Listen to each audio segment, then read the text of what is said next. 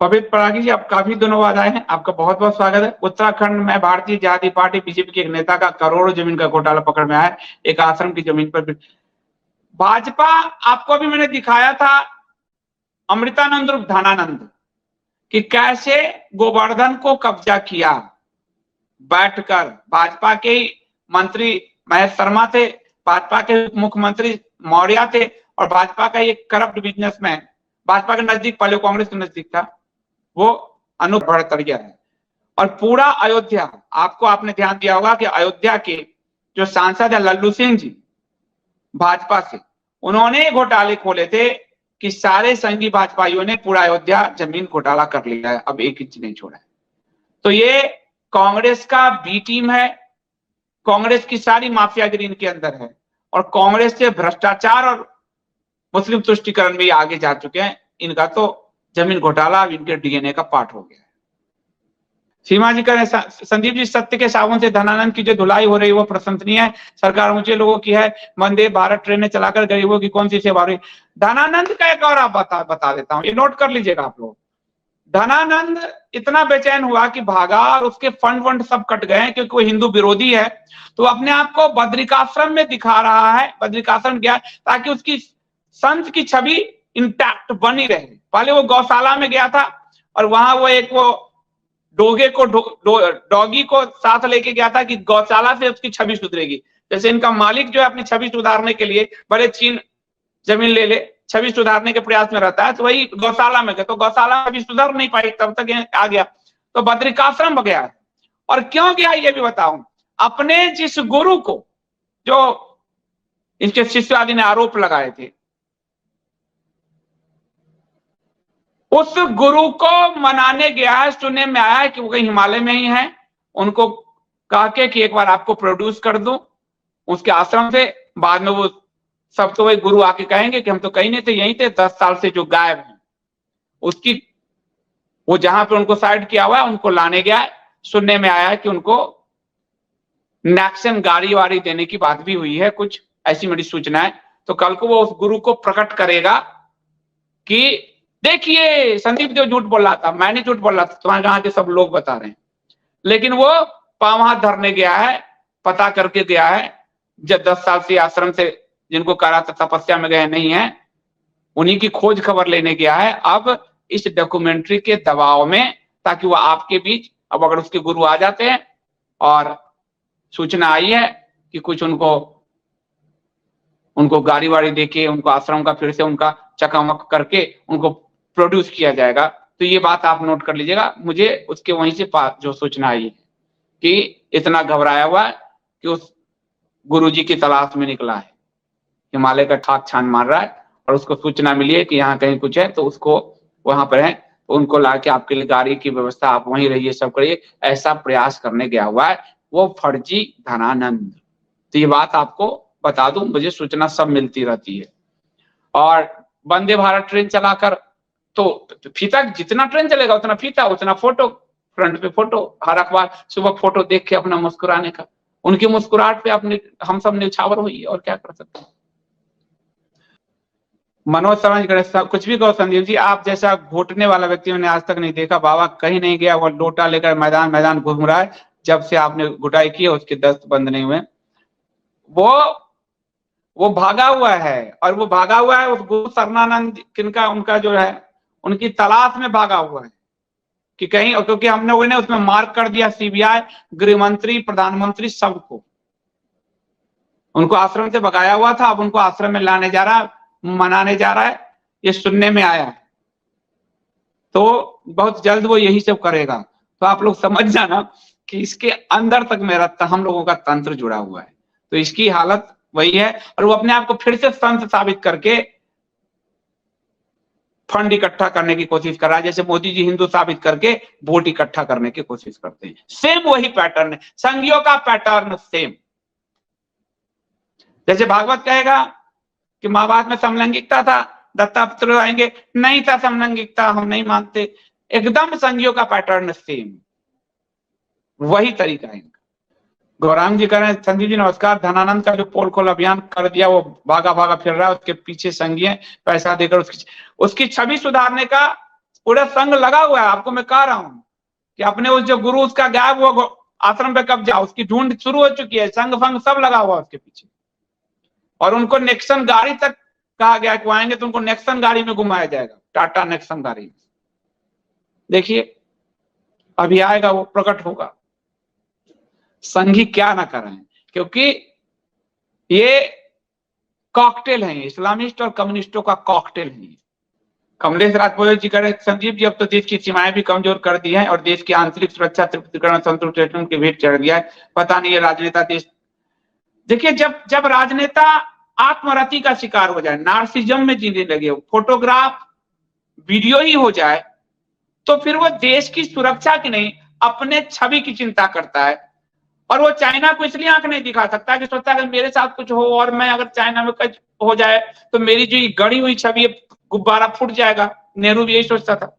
इसलिए अपना समय काट लूं, बाद वाले के सिर पे पड़ेगा, हमारे समय तो उन्होंने तो पूरा मजबूत बनाया था, ये आया और इसने कमजोर किया, देखा एक ही थे महामानव।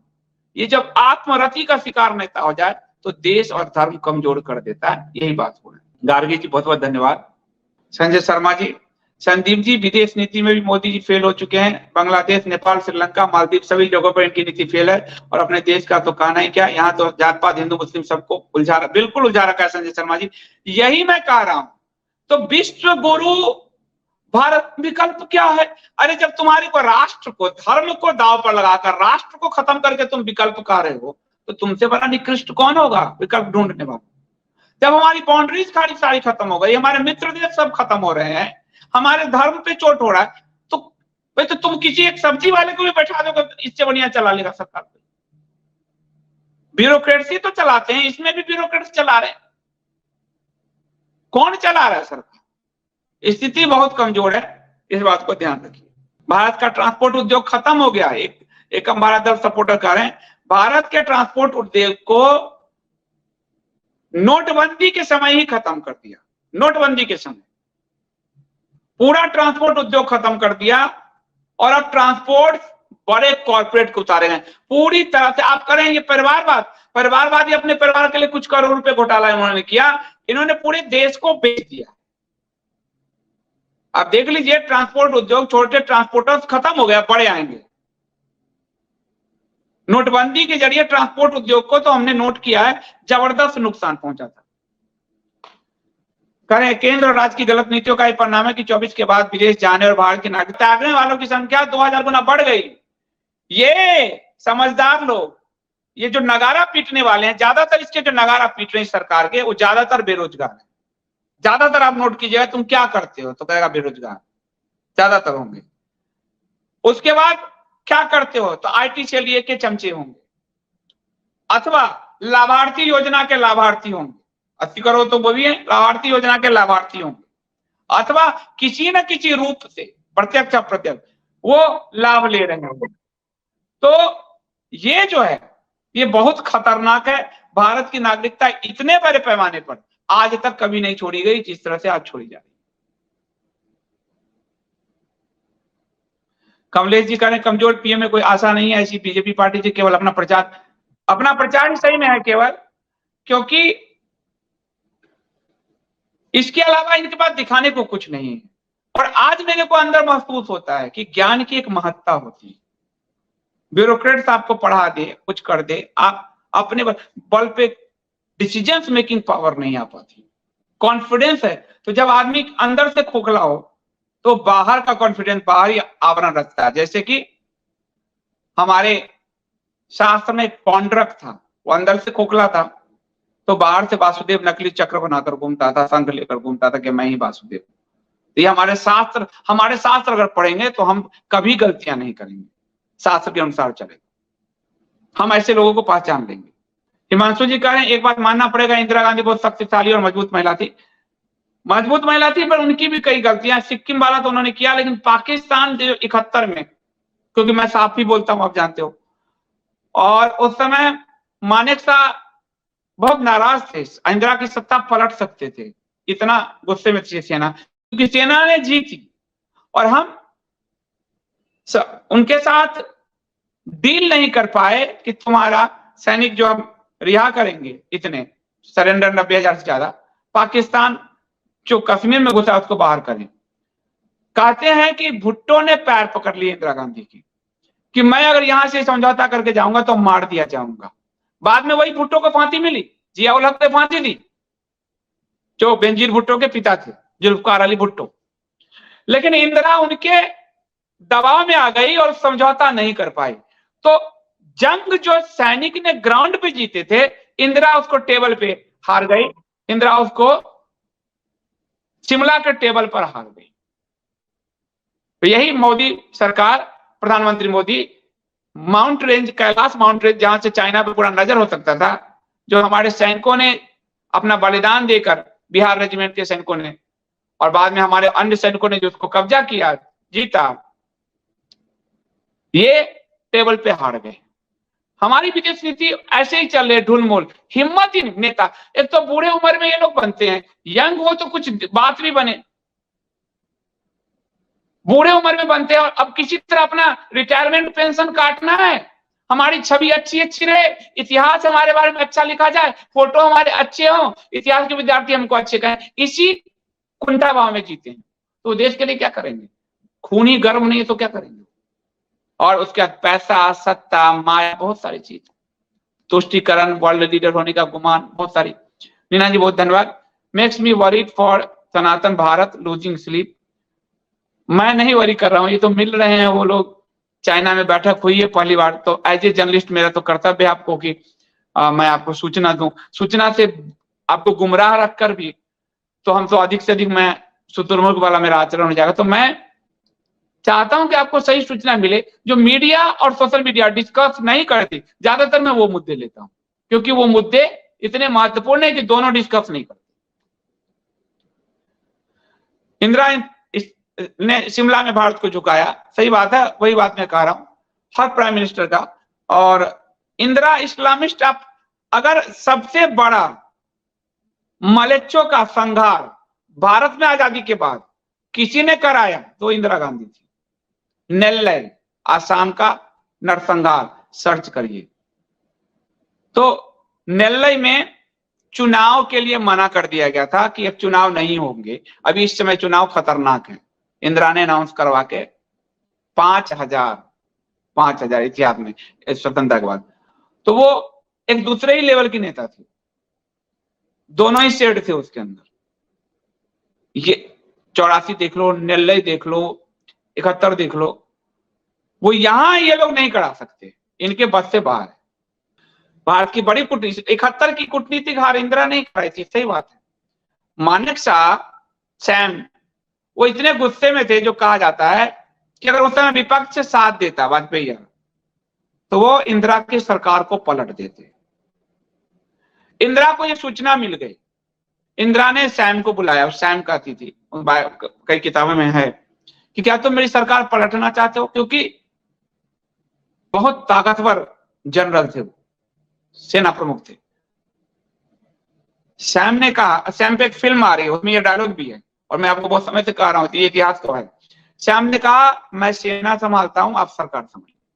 वरना सैम चाहते तो सरकार पलट देते, सेना इतनी गुस्से में थी। इंदिरा शिमला के टेबल पे पूरा कश्मीर हार गई। तो मेरे लिए तो कोई भी नेता दूध का धोला नहीं, लेकिन रेटिंग ऐसे आएगी तो अब पता नहीं, ऐसे कभी कोई रेटिंग निकाले तो देखा जाए। पर मैं आपको सबकी अच्छी बात बताऊंगा और सबकी बुरी बात भी बताऊंगा, क्योंकि धर्म और देश में आगे लेके चलना धर्म। तो उस हिसाब से मेरे लिए परफेक्शन में कोई नहीं है, गलतियां भी सबसे हुई है और कुछ अच्छे काम भी सबने किए हैं। खालिस्तान वाला तो है ही, लेकिन खालिस्तान को बढ़ने उसने तब दिया, खालिस्तान का पूरा मुद्दा जो खड़ा किया गया उसमें अकालियों की बड़ी भूमिका थी। आनंद साहब जो समझौता है आप देखेंगे, उन अकालियों से भाजपा ने हाथ बढ़ाया, तो उन अकालियों के कारण खालिस्तान खड़ा किया गया। तो एक बड़ा कुचक्र था ये बड़ा लंबा कुचक्र था। इस पे हम लोगों ने कई शो किए हैं। और बाबर की समाधि पे तो मुस्लिम वोट इस भारत में तुष्टिकरण, तृप्तिकरण ने तो यहाँ तो लोगों को, इन्होंने बाबर की समाधि पर चढ़ाई, उधर वो बहादुर शाह जफर के रंगून समाधि पर चढ़ाने गए, एक ही बात है। दोनों मुगल वंशी, एक प्रथम मुगल, एक आखिरी मुगल। वीना जी कह रहे हैं संदीप जी वैसे हम 3 बजे वाले लाइव प्रसारण के लिए प्रतीक्षारत रहते हैं, लेकिन आप अब चुनाव पास है तो आप वहां भी अधिक से दे ही रहा हूं। देखिए कल आपके बीच सुबह से शाम तक तो नहीं आया, आज भी पार्टी के दफ्तर से, पार्टी के कार्यालय से मैं हूँ, पार्टी में बैठक चल रही है अभी, पार्टी के कार्यालय से ही हूँ, और मध्य प्रदेश का दौरा भी मेरा होगा। लेकिन ये पार्टी आप लोगों के कारण मैं वहां गया हूँ, आईएसडीएंस के प्रेम स्नेह के कारण। तो मुझे जब भी अवसर मिलेगा मैं आपके बीच आऊंगा बस। विष्णु सहस्त्रनाम भी आज आपको मैं दूंगा, तो मैं आपके बीच आऊंगा बस, क्योंकि आप सब मेरा आईएसडीएंस जो है मेरे लिए प्रथम है, इस बात को मैं हमेशा ध्यान रखता हूँ। हरिओम जी कह रहे हैं संजीव जी आप जिस निर्भीकता से पहलू को स्पष्टता से देश के सामने रख रहे हो, उसको देखकर मेरी तरफ से 21 तोपों को सलामी। जय हिंद। ये पत्रकारिता यही है, पत्रकारिता ओरिजिनल यही है, और कुछ नहीं। पत्रकारिता सच को चीर कर बाहर रखते। Thank you RP ji, fantastic journalism इसलिए कर पा रहे हैं क्योंकि आप लोग, कुछ लोग इस जर्नलिज्म को सपोर्ट कर रहे हो और सब्सक्रिप्शंस भर रहे हो। अगर मैं सब्सक्रिप्शंस लोग ना भरे तो मैं लोगों को, जो इतने लोग काम कर रहे हैं, उनकी सैलरीज तो नहीं दे पाऊंगा, और फिर मैं अकेले कितना कर पाऊंगा। इसलिए जो लोग सब्सक्रिप्शन भर सकते हैं, सामर्थ्यवान है और आईएसडी की जर्नलिज्म को पसंद करते हैं, वो निश्चित तौर पर सब्सक्रिप्शन भरेंगे, क्योंकि आपको आंख खोलने वाली जर्नलिज्म सिर्फ यही मिलेगी, क्योंकि वही मेरा स्वाद है, वही मेरा टेस्ट है, वही मेरा ट्रेनिंग है, और वही मेरे अंदर रहता है। मैं आपसे झूठ नहीं बोलूंगा। दीपक जी कह रहे हमारे देश का बहुत बड़ा दुर्भाग्य है कि प्रधानमंत्री मोदी चीन के सामने बकरी बने हैं। देश का दुर्भाग्य तो है, और सबसे बड़ा दुर्भाग्य है हमारे हिंदू समाज का, जो मास्टर स्ट्रोकवादियों के चक्कर में गुमराह हो रहा है। एक ऐसा वर्ग जिसने पूरे भारत को मूर्ख बनाने के लिए छोड़ दिया गया है। कहां छोड़ा गया है वो? सोशल मीडिया पर, मेन स्ट्रीम मीडिया पर रात दिन वही पै करता रहता है, सांप्रदायिक आग लगाता है ताकि हिंदू डरा हुआ इनको वोट करे, रात दिन। इसलिए जर्नलिज्म को की तो आत्मा को मार दिया गया है। वर्षा जी आप काफी दिनों बाद पधारे, आपका बहुत बहुत धन्यवाद, thank you so much. Satyanarayan ji करें एक सीमा की समस्या और दूसरी अरब इन्वेस्टमेंट कब्जा कर, ये तो इस पे भी बताया था हमने, और इस पे अक्षय कपूर जी ने भी बताया था। हमारे भारत को, ये बात आप लिख लीजिए, हम पहले ऊपर जाएं, भगवान जी के यहाँ आप जाएं, भविष्य में ये नोट कर लीजिए कि भारत अमेरिका और अरब का उपनिवेश बन जाएगा, बन रहा है, यदि यही पार्टी, यही सरकार कंटिन्यू रही। ये बात जिसको नहीं समझ में आ रहा वो नोट कर ले, मुझे गलत ठहराने के लिए नोट कर ले कि ये पूरा देश अरब का उपनिवेश बनने जा रहा है, बुरी तरीके से। क्योंकि कुछ बिजनेसमैन के इंटरेस्ट अरब में है, कुछ फर्जी टाइप बॉन्ड आदि के फैमिली के इंटरेस्ट अरब में, इसलिए पूरे देश को अरब का उपनिवेश बनाया जा रहा है। कश्मीर में आया, उत्तराखंड में जाके ले आया है, ये धामी क्या था, पूरी देवभूमि को नष्ट कर दिया। 18% पॉपुलेशन पूरे राम की पैरी के आगे रोहिंग्या, मतलब बहुत दुर्भाग्यपूर्ण स्थिति आज से 10 साल बाद होगा, आप देखिएगा। Lulu mall expansion in all part, Lulu mall वाला पर अपराध के आरोप, क्रिमिनल के आरोप, मतलब आर्थिक घोटालों के आरोप, उससे प्रधानमंत्री ऐसे मिलते हैं जैसे किसी विश्व कप विजेता से मिल रहे हो। करप्ट व्यक्ति से प्राइम मिनिस्टर अपने प्राइम मिनिस्टर कार्यालय में बुलाकर, और करप्ट व्यक्ति से किसी राष्ट्राध्यक्ष के सामने उसको इंट्रोड्यूस करते हुए मिलना, ये भारत के इतिहास में कभी नहीं हुआ। लेकिन वो मास्टर स्ट्रोकवादी और बिल्कुल सरकारी अब्बासी हिंदुओं के बल पर ये कर पा रहे हैं, क्योंकि वो सोचते हैं कि मूढ़ हिंदू तो बस एक त्रिपुंड लगाऊंगा, ये खत्म, ये मूढ़ हिंदू क्या सोचेंगे। इतना बड़ा करप्शन खुलेआम आपके सामने कभी नहीं दिखा। सुनीता जी कह रहे हैं आज की कांग्रेस बीजेपी अर्ध कांग्रेसी, पूरा कांग्रेस और दूसरी पार्टियां मिलकर जो भ्रष्टाचारी जिस दिन बीजेपी रूपी गंगा में आते हैं उनके सारे और ये अर्ध कांग्रेसी नहीं है, ये कांग्रेस के बाप हो चुके हैं। भ्रष्टाचार में 7.5 लाख करोड़ का घोटाला इतिहास में किसी सरकार ने नहीं किया। तुष्टीकरण में सरकारी नौकरी में मलेच्छों को 10.5% भर्ती किसी ने नहीं किया, दोनों में ये उसके बाप हो चुके। और 43,000 करोड़ का अल्पसंख्यक बजट आज तक किसी सरकार ने नहीं दिया। ये सबके बाप बने हुए। शिवांक राजपूत कह रहे संदीप जी, जब एकम सनातन भारत दल की सत्ता आएगी तो हम तिब्बत को आजाद तो कराएंगे, लेकिन तिब्बती मजहबी खाली पंथ के तो घुसने नहीं देंगे हिमालय में। मैं आपको बता रहा हूं, अक्षय कपूर जी ने हमारी पॉलिसी उस पर बात, हम अपने, अगर हमारी सरकार आई एकम की तो हमारा भी आपने देखा होगा नीति घोषणा पत्र कमेटी पूरी बनी है, काम कर रही। हम अपनी धरती पर युद्ध नहीं लड़ेंगे, हम घुसकर युद्ध लड़ेंगे उसकी धरती। ये सुन ले बात। और तिब्बत में दलाई लामा को स्थापित कराएंगे। तिब्बत उसके बाप का नहीं, और चाइना युद्ध में जीत नहीं सकता। मैं आपको बता दूं, संयुक्त राष्ट्र संघ को 2 कौड़ी में चाहे तो भारत का प्रधानमंत्री ले आए। जैसे स्विट्जरलैंड हटा हुआ है, कहा दे कि अगर आप लोग इसी तरह की सुरक्षा परिषद में हमें अस्थायी सीट नहीं दे सकते और आतंकवाद इसी तरह बढ़ाओगे तो हम, भारत विड्रॉ करता है। देखिए बाप बाप छूट जाएगा, फंड सारे खत्म हो जाएंगे उसके। हमारी शांति सेना के नाम पे हमारे सैनिक इतने बड़े जाते हैं, लेकिन भारत कैसे कहेगा? वो तो खुद ही इजराइल के मामले में हमास का नाम लेने से डरता है, तो भारत कहेगा कैसे?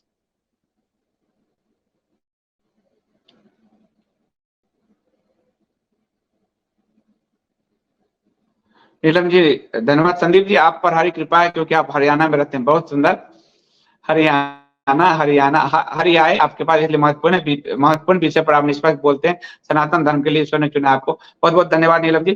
कल परसों मेरे घर में जगन्नाथ जी की तस्वीर बड़ी सुंदर लगी, और मुझे बड़ा आश्चर्य हुआ कि दिल्ली में जगन्नाथ जी की तस्वीर नहीं मिल रही। तो मैं जब गया था अभी पुरी, तो जगन्नाथ जी की बहुत सुंदर तस्वीर मैंने ली थी। अंदर तो नहीं जाने देते, तो मंदिर की ली थी, और अंदर का एक आर्टिस्टिक। तो जगन्नाथ जी को देख के मेरा मन एकदम प्रसन्न हो गया। तो मेरे घर में मैं फोटो शेयर करूंगा आप लोगों से। जगन्नाथ जी की तस्वीर आई है, तो जगन्नाथ जी की कृपा होने वाली है, सब पे होगी। इसलिए लोग पुराण भविष्य माल का जितने ज्योतिष कर रहे हैं उसमें भगवान कृष्ण जगन्नाथ, भगवान विष्णु की कृपा सब पे बरसती रहे। अपने आप आंख खोलें, बेडरूम में नहीं, लेकिन होनी चाहिए एक भगवान विष्णु की सुंदर सी मूर्ति जिसपे आपकी नजर जाए और आपका दिन अच्छा जाए। तो बहुत बहुत धन्यवाद नीलम। राजकमल चौहान जी कह रहे हैं संदीप जी, आप सनातन धर्म की धर्म ध्वजा है, आप सनातनियों को जगाने का भागीरथ प्रयास करें, आपको सफलता अवश्य मिलेगी। वंदे विष्णु, ये सब भगवान विष्णु, सनातन मतलब विष्णु। आज आपको रात्रि 9 बजे विष्णु सहस्त्रनाम में मैं बताऊंगा सुधन्मा भगवान को क्यों कहा गया और खंड परशु क्यों कहा गया भगवान विष्णु को। आज भगवान विष्णु के शौर्य की कहानी, वो तो शौर्य ही है, पर आपको बड़ी सुंदर कहानी मिलेगी। तो आज आप रात्रि 9 बजे आइएगा अवश्य विष्णु सहस्त्रनाम में। तो सनातन धर्म विष्णु, तो वही जगा रहे हैं हम लोगों को, तो निमित्त बना रखा है। हम लोग तो चीटी का प्रयास कर रहे हैं। हिमांशु जी कह रहे हैं संदीप जी, पालगढ़ में जो 2 संत मरे हैं उनमें से एक संत जिंदा है और केदारनाथ में है। निग्रहाचार्य जी भगवतानंद गुरु जी की वीडियो में आया है, उनसे केदार में मिला। रे वाह, भगवान करे। मुझे नहीं पता, आप मुझे भेजिएगा टेलीग्राम पे हिमांशु जी। मेरे पर्सनल टेलीग्राम का आईडी है SDEO76। मुझे कहीं भी ढूंढना हो तो SDEO76 @SDEO76 तो आपको मिल जाएगा। तो मुझे भेजिएगा वो वीडियो। राहुल जी कह मैनिफेस्टो कमेटी का पत्र देखकर ही मन प्रसन्न हो गया, बहुत अच्छे प्रकल्प रखे हैं आपने, मैनिफेस्टो कितना अच्छा बनेगा, कांट वेट। आपने ये देखा राहुल जी कि कितना उसमें सनातन धर्म का कितना ध्यान रखा गया है। क्या कोई पार्टी आज तक इस मैनिफेस्टो पे सोच पाया? क्यों नहीं सोच पाया कि उसको सनातन धर्म को 8th क्लास नागरिक बनाना था। परिवार व्यवस्था के लिए, प्रथम परिवार व्यवस्था के लिए उसमें एक और प्रकल्प हम जोड़ रहे हैं, उसकी घोषणा शीघ्र होगी कि हम पूरे देश से हलाल इकोनॉमी खत्म करेंगे। उसके प्रकल्प भी हम जोड़ रहे हैं। और जो मैनिफेस्टो बनेंगे, हमको 2 लोग वोट करें, हम उसकी चिंता नहीं करते। वोट की राजनीति की चिंता करेंगे ना तो हम कभी अच्छे नहीं होंगे। हमें जाति पाति हेन टेन में फंसना पड़ेगा, कुकर्म में, ये वो में। हम सीधे चलेंगे भगवान विष्णु, असफलता मिले विफलता मिले उनके नाम, हम बिल्कुल धर्म को धारण करते हुए चलेंगे। तो आप लोगों ने, अंकुर शर्मा जी ने ट्वीट किया है, जरूर पढ़िए, देखिए कि क्या क्या प्रकल्प तैयार किया गया है। तो आपको लगेगा कि 70 साल में सप्त संकल्प तो आप लोगों ने देखा, अब हमारे मैनिफेस्टो का और नीति निर्धारण का रूप देखिए। ट्विटर पर है और मैं शेयर कर दूंगा आप लोगों को। आपको लगेगा कि 70 साल से आपको कैसे ठगा गया है, ये काम होता तो सनातन कहा जाता। हम इसमें किसी को गाली नहीं दे रहे, कोई मुस्लिम है के साइड, हम अपनी प्रकल्प खड़ा कर रहे हैं और फिर सनातन सनातन ही होगा। लेकिन इन लोगों ने हमारे साथ छल किया, धोखा किया। भाजपा का संविधान गांधीवादी समाजवाद कहता है, हमारा संविधान सनातन कहता है, ये बहुत बड़ा अंतर है।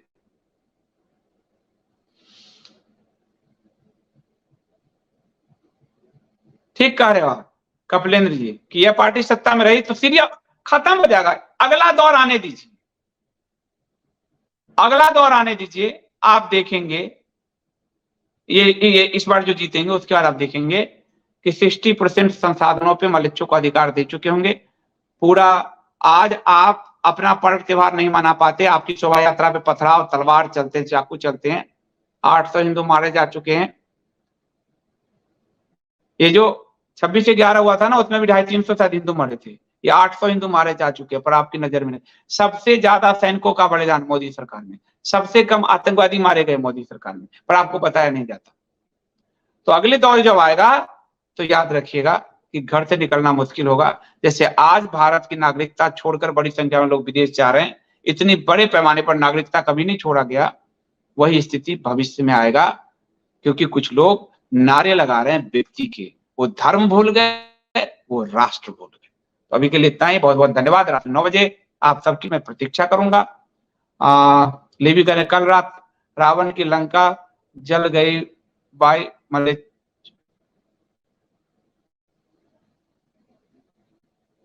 मैं समझ नहीं पाया, मुझे न्यूज का कुछ पता नहीं है, मैं अपनी मीटिंग आदि के कारण जो है तो मैं समझ नहीं पाया। Levi, thank you so much.